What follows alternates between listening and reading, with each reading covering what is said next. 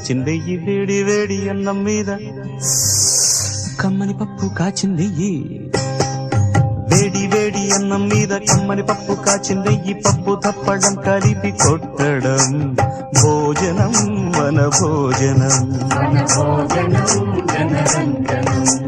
తల్లి తోడు పిల్ల మేక తల్లి తోడు పిల్ల మేక ఆలు మగలు అత్త కోడలు బాసు బంటూ ఒకటేనంటూ కలవడం